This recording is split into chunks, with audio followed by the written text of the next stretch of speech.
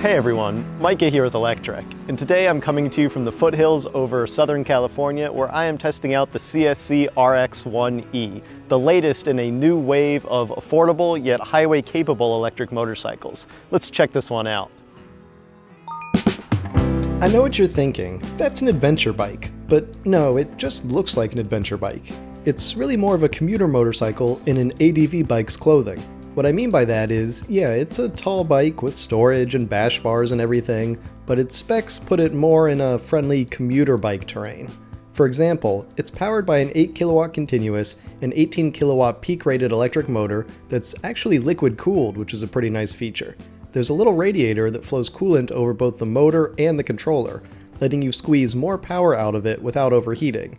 And that also explains why the peak power is over twice as much as the continuous power, putting out a maximum of 24 horsepower and a ton of low-end torque. It'll get the bike up to about 80 miles an hour, so it's fast enough for any highway or interstate you can find in the US. The acceleration is stronger on the bottom end than it is on the top end, so don't expect to fly from 65 to 80 in a heartbeat, but I did find that it's got good off-the-line performance, and you'll get from 0 to 45 in surprisingly few heartbeats.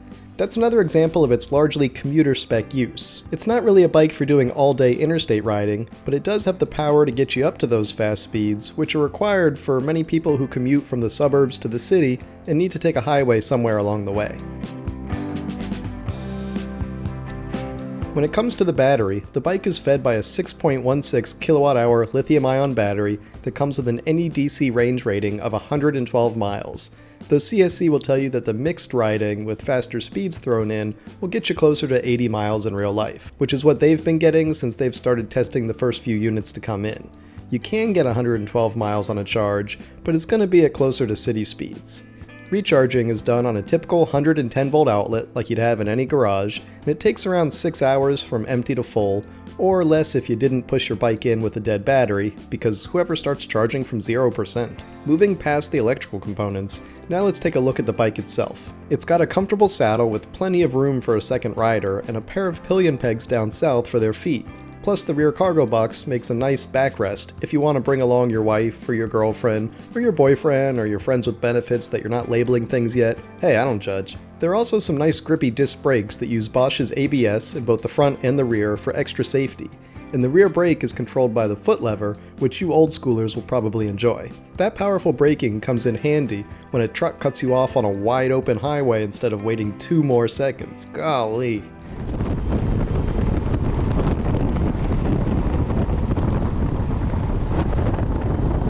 Anyways, we've got a bunch of nice features here, such as a belt drive to reduce maintenance and also keep the noise down.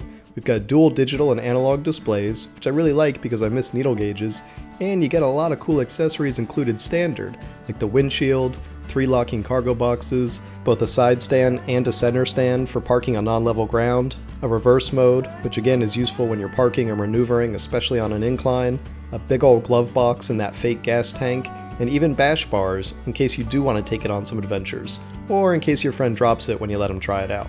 Now, like I said, even though it looks like an adventure bike but is more of a commuter bike, that doesn't mean it doesn't enjoy some other benefits of ADV bikes.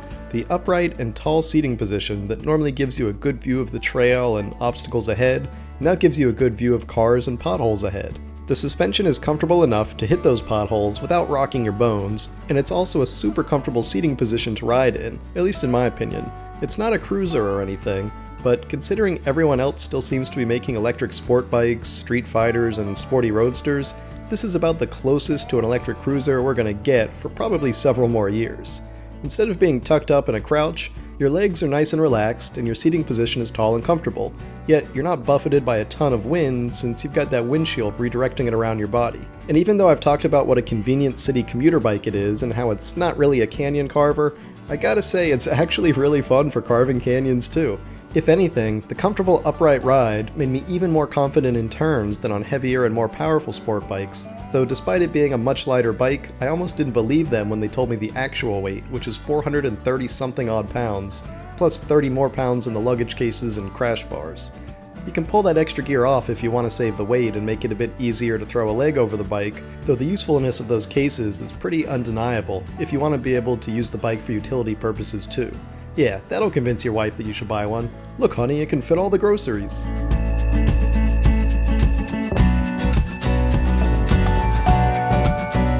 Speaking of convincing your partner that you should buy one, let's talk numbers. So according to CSC, the MSRP is $8,495, though they've been having a promotion to knock $500 off the price for pre-orders, since it's not going to start deliveries until early 2023. Though there's another $400 or so of dealer prep and document fees, so factor that in too. All told, it's not necessarily cheap, but it's a lot more affordable than many other expensive electric motorcycles out there. Compared to an entry-level Zero FXE, it's got nearly the same performance specs, yet the Zero costs around 50% more. Plus the CSC RX1E has some advantages over the Zero, such as the liquid-cooled motor and controller. Now compared to something smaller like a Saunders Metacycle, it's gonna be around $2,000 more expensive, but with a lot more range, more storage, seating for two, and it's frankly more comfortable as well. In my opinion, it's pretty awesome value for what you're getting. Sure, there are cheaper gas bikes with better performance specs, but that ship has sailed for me, and there are plenty of other people out there too that are looking for all the advantages of electrics, with almost zero maintenance, a fuel budget of maybe a couple bucks of electricity per month, and a more comfortable ride that isn't a vibrating loud heater between your thighs.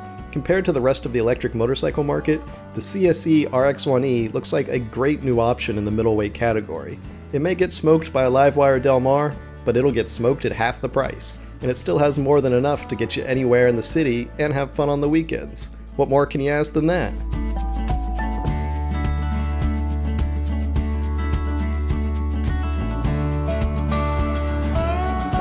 Thanks for watching, everyone. We hope you enjoyed that first ride on the CSC RX1E electric motorcycle. This thing is awesome and offers some serious bang for your buck. If you did enjoy the video, we hope you'll give it a thumbs up. And don't forget to subscribe so you won't miss any of our future electric vehicle videos. We'll see you here next time.